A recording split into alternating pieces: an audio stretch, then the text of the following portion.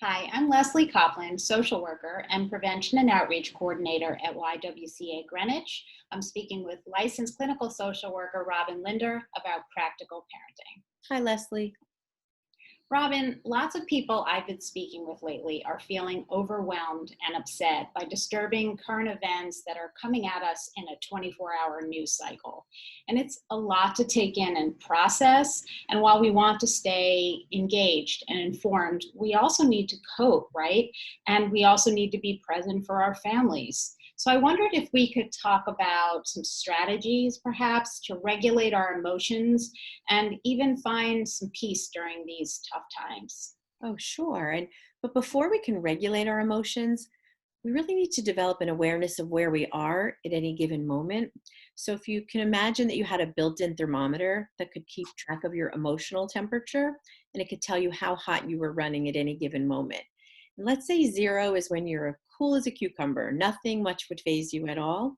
And 10 would be just completely out of control. The building's on fire and you feel like you can't cope with anything. So I'm curious if you're willing to say how you start a typical day.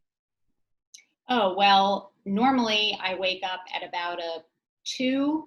Lately, maybe honestly more of a 3 or 4, but that's of course before my daily dose of coffee.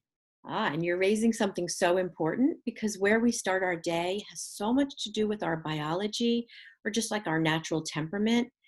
Biology explains why some people maybe just naturally fret more, or others are just more sensitive to their emotions, much in the same way like people who have allergies are more sensitive to the environment.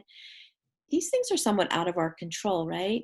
Then there are also the things that pop up on any given day, things we call vulnerabilities. And one easy way to think about vulnerabilities would be anything you wouldn't want a pilot flying the plane you're on to experience. So things like being tired or angry, hungry, sad. Okay, and I imagine there are all sorts of other vulnerabilities that we could be on the lookout for.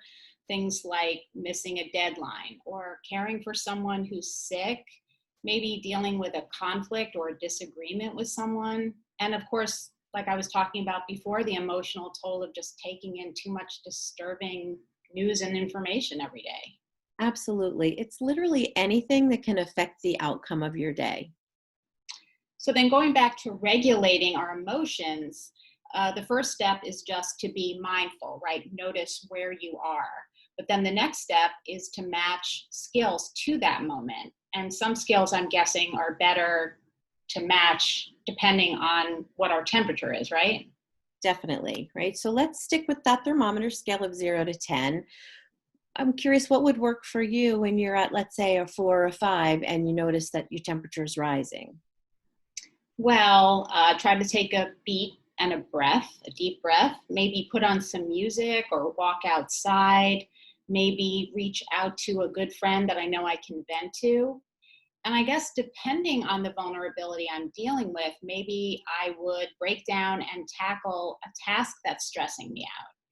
There's really no magic one size fits all solution, I'm guessing. And they're unique to each person and each individualized situation and circumstance. So it's probably good to come up with a menu of go-to options and to do it when your temperature is pretty low.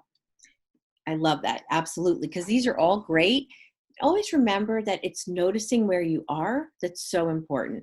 That's what helps you recognize the need to do something in the first place. And then you can pick whatever works best for you.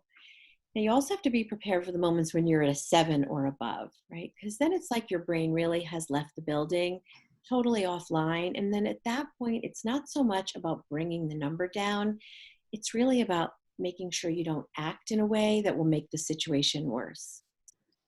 Right. And I've always thought of that image of a cartoon character where literal smoke is coming out of their ears or the top of their heads. And once you're at that point, the skills you use need to be a lot more intense, right? Because there are things that you need to put all of your energy into so that you don't take it out on something or someone else or even yourself. Absolutely. And in dialectical behavior therapy, there are a set of skills I'm going to take you through really fast, but they're very important skills. They're called TIP. These are skills that can actually create a change in your body chemistry to help you regain control of your emotions. So the T in tip stands for tip your temperature.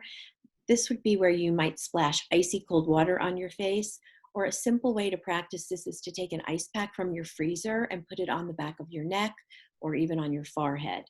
The I is for intense exercise. This is where you might run in place as fast as you can for several minutes or do 100 jumping jacks. The goal is to really wear yourself out and do something very intense. The P is for paced breathing. This is a particular style of breathing. There's a lot of evidence to support the fact that it calms down your nervous system. And the way you do it is your exhale is going to be 2 beats longer than your inhale. And you set the pace, whatever's comfortable. There's no right way to do it. But you might start by trying to breathe in 4 seconds through your nose and then 6 seconds out through your mouth. And you want to make sure you practice it in a way that's nice and slow. That's such a great idea. And this idea makes sense for adults, but for kids as well. Children, I often find, remember to breathe that way when you describe it as smelling the flowers and blowing out the birthday candles. And I love when parents have the chance to act in a way that not only helps us, but at the same time models for our kids how to use skills to regulate their own emotions. Yeah, I think it's so empowering to realize then how much control we actually have over regulating our emotions once we know where we are. And then we can respond to situations and events around us skillfully, effectively, instead of acting out impulsively. Right, and how important that is for our relationships too.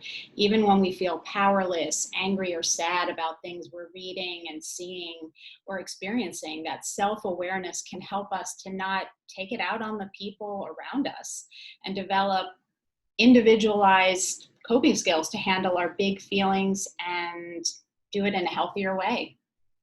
Absolutely. Yeah. So we'll be back again next time with another segment of Practical Parenting.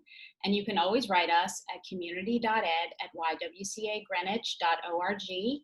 Until then, be safe, stay well, and thanks for watching.